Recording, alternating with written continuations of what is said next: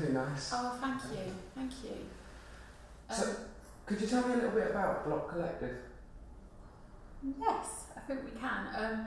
Blok Collective is a group of artists that are based in Peterborough, but they're artists of every different kind of discipline. So it goes from street artists to illustrators to more fine art to poetry to writing to actors. So the collective has like 3 people in it all the time that are kind of generating projects and running it, and that's myself, Keely, Luke, and our creative director Stuart Payne. So we kind of help to generate the work, and then we bring in other kind of artists to work on those projects, and have done for about 3 or 4 years. And then we've kind of tended to do really like installation work or interactive work or big pieces of public art in the past. So we did the first pop-up shop in Peterborough about 3 years ago now, nearly 3 years ago. And we created a jungle in the middle of the shop, and we worked for other organisations to make that happen. And we've created installations for festivals. And the exhibition that's in the museum at the moment is part of a project called the Cowgate Underpass, which is a big underpass in the city centre that we've been commissioned to kind of repaint and reimagine and use as a canvas, really. Yeah, was that good? You pretty much nailed it, yeah. Yeah, there you go. So since we're on the underpass, explain what your idea is for that. Why have you picked Peterborough's mythological history and real history? Well, part of the brief is that we're working to a brief that's been provided by Vivacity, the Cultural Trust, and Peterborough City Council, and I think they felt they wanted something that represented the city, and we were very aware there's lots of stories that sort of aren't visible in the city, I'd say, and it was really kind of looking at, actually kind of the backbone of how we got to that imagery is past, present, future. So we're looking at sort of how those stories interact in that kind of time frame of the past.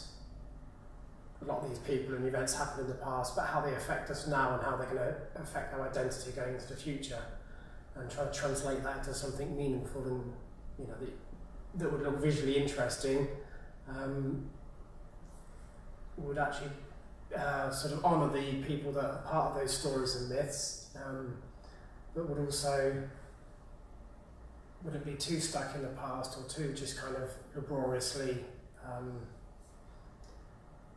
illustrating, you know, cold hard facts. Would actually be sort of futuristic and looking forward and sort of combining the ideas in ways that are a bit more playful. So yeah, so we chose those stories like Walter Cornelius and George Alcock because they're actually pretty fantastical. When you actually kind of sit and just think about them, they're actually a little bit out of the ordinary.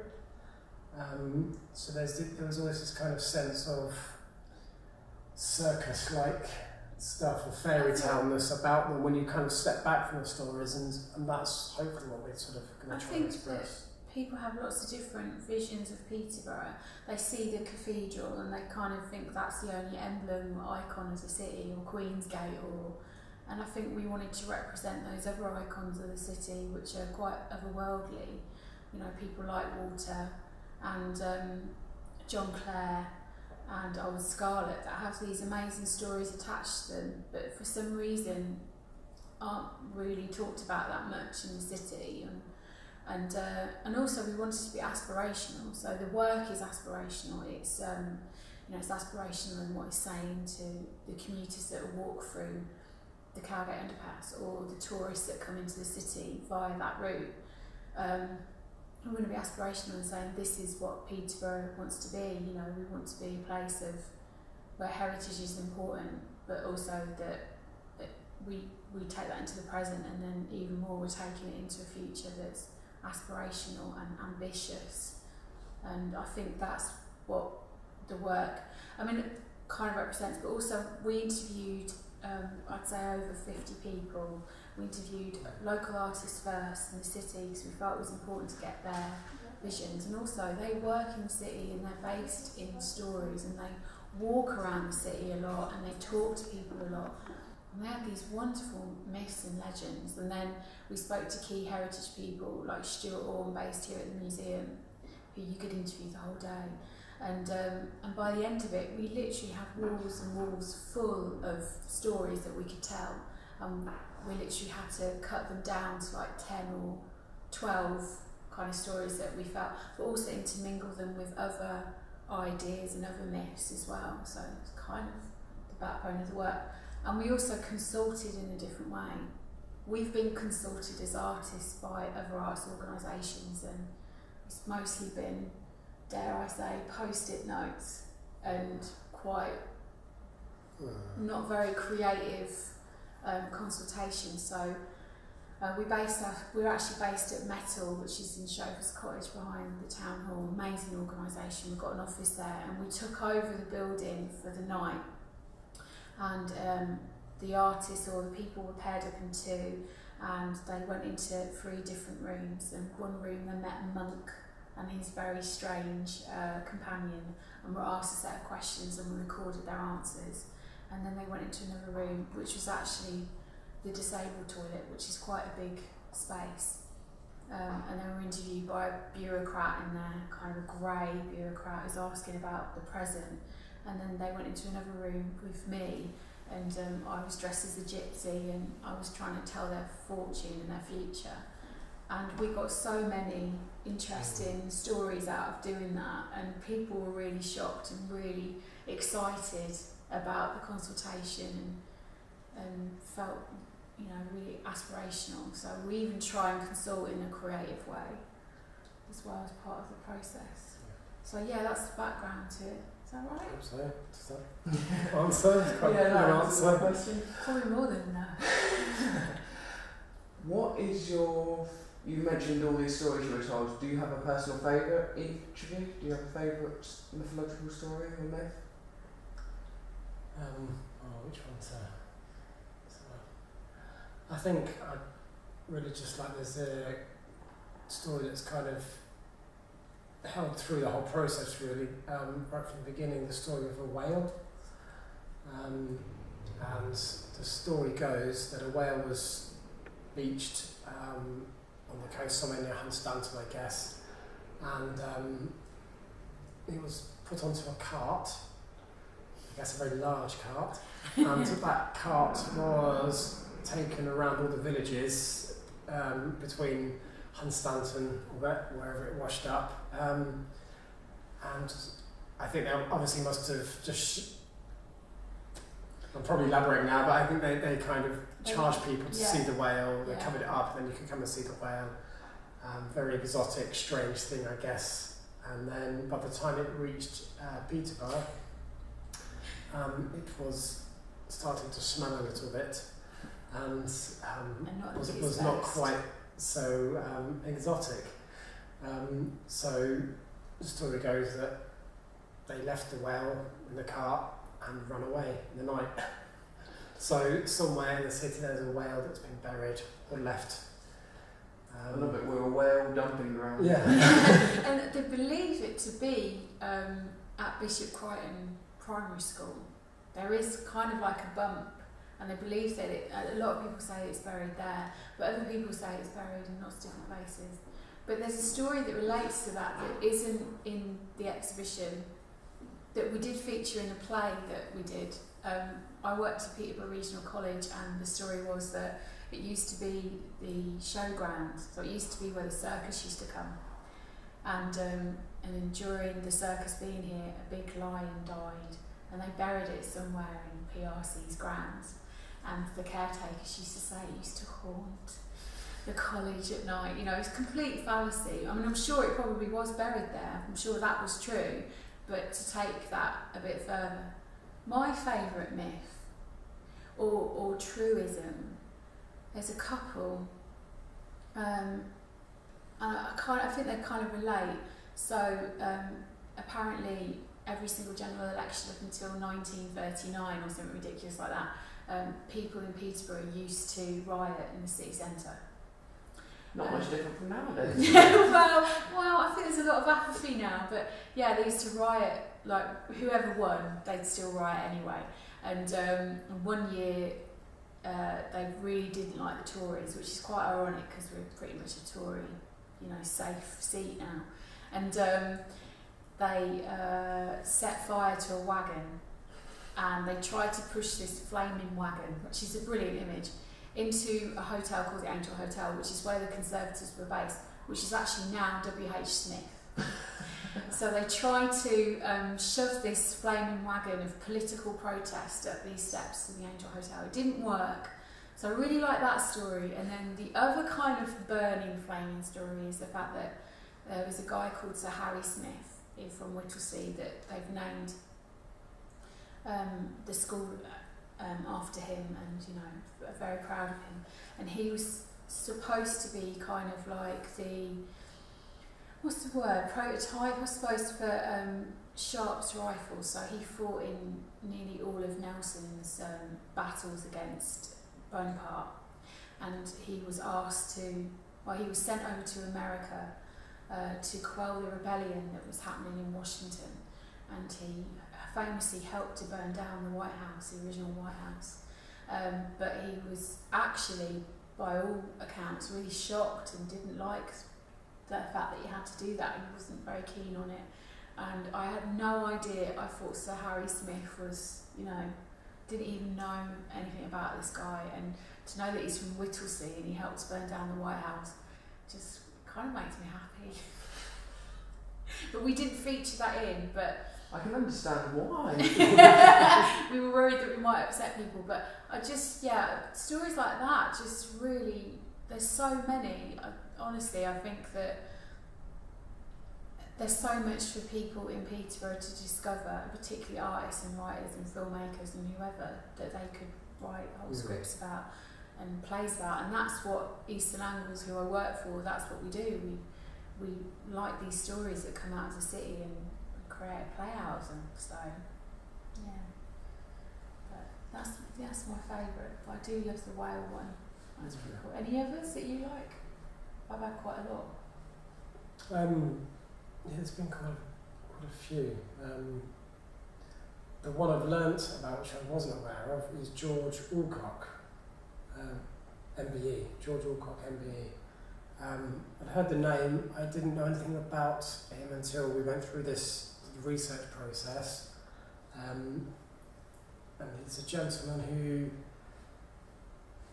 studied the night sky, and then with his naked eye, he studied the night sky and memorised where everything was, and then sat on the top of his stairs, apparently, and looked through his window, and every night, and during this process he managed to identify 5 comets, and it took a machine or a computer from NASA couldn't achieve the same thing. Is that right?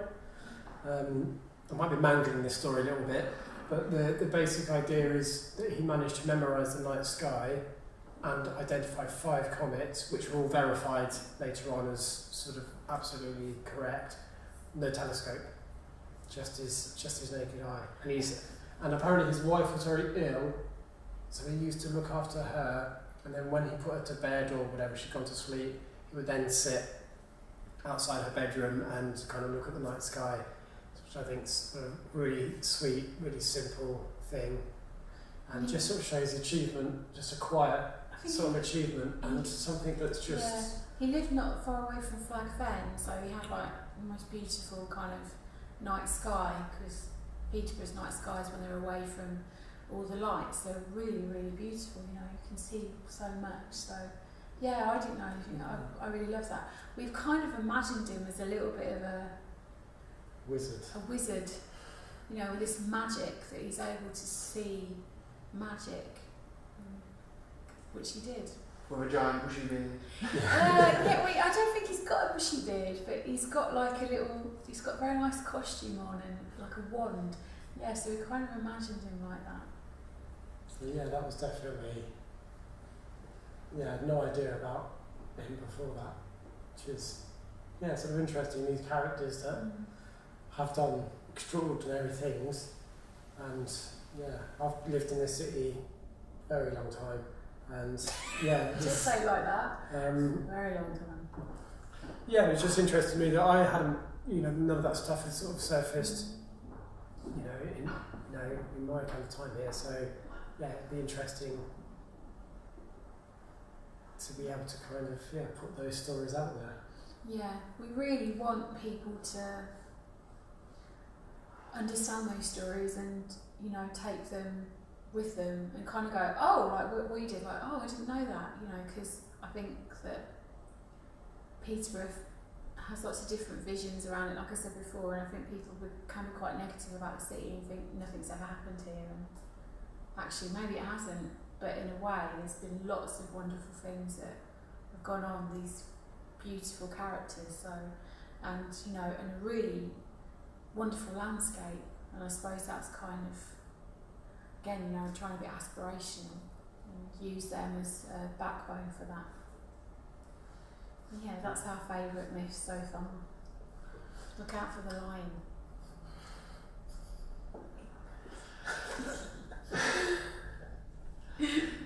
The Lion at the King. Yeah, the Lion at the King, the Lion in PRC, they're all the same. So what I see what's inspired this one is obviously Peterborough's history. Yeah. But what inspires you for, say, your poetry, your art, your photos? What inspires you to do this, and what makes you write what you write, or draw what you draw, take what you take? I've got a few things to say about that. I'll let you go first. I don't know if I can pin it down that easily. I just know from a very early age, just wanted to take photographs and be around images and around photographs and look at photographs and make images, and it's just sort of kind of in my blood. So it would be hard to say any one particular artist has inspired me or one particular subject. It's just an indefinable need to do it. But I think one of the biggest influences on me throughout that kind of, from a child sort of growing up, has been music, which it's had a very profound effect on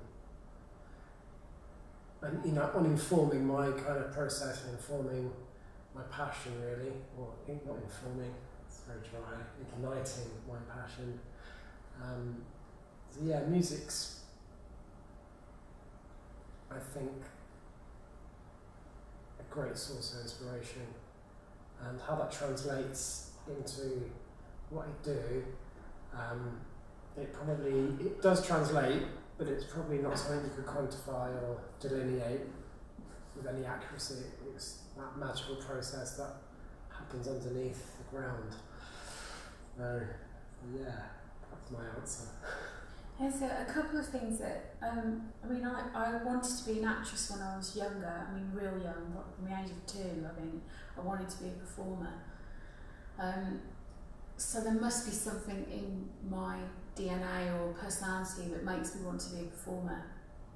And I wanted to be an actress until I was about 18, 19, and then I worked in the Globe Theatre in London, and I saw a lot of actors starving and being rejected quite a lot, and I thought, I don't really want to do that. And then, but before that, I'd kind of started writing poetry when I was about 15. I think a lot of teenagers do, and I started writing it because actually I seem like quite an open person, but I'm actually quite private and discreet in a way, and I couldn't tell people that I loved them, and I couldn't tell people, like my parents, like, you're really getting on my nerves, because I was worried about hurting their feelings. So I started to put all of this angst and all of this torment that you go through as a teenager into poetry, and realised it was a real quick way of writing and just getting it out of my system. And then I could go back at it and look at it and go, what the hell was I going on about, you know, and rewrite it if I wanted to, or leave it. So I did that at an early age, and then I kind of fell into different routes, and then always written poetry on and off. And it was moving back to Peterborough after 12 years away, and I hadn't written for 6 years of that, and I came back and I started writing again. And I think what inspires me to do that was I think the city and the fens are really in my blood, so I think I felt just comfortable. And then I realised you could perform it and be funny performing it, and so I merged two things together, which is my love of performance and my love of words. And what inspires me now to write, anger, passion, love, sometimes just wanting to make people laugh, things that are just quirky. And also, as I've got older, I want to commemorate those people that helped to make me who I am. So I've written a lot more about my parents and the village I'm from and the characters in that village, because without them I wouldn't be who I am. So I think that's what inspires me. But I think pretty much the same as Luke, it's in you. I think a lot of artists, unless it's contrived, it's in there, and they've just got no choice. They have to do it, and it's just like an itch that you have to itch, isn't it? It's just something you have to do. And I think what inspires you is whatever is going on that week or day, and how you feel you want to represent it, pretty much. So yeah, I think that's what inspires me. A long way around it. You talked about you doing poetry, and Yeah. a couple of years ago you won a pretty big local award, the Yeah. Peterborough Laureate Award. Yes. Could you tell me about how you felt when you won that and what it takes to Like they got the wrong person.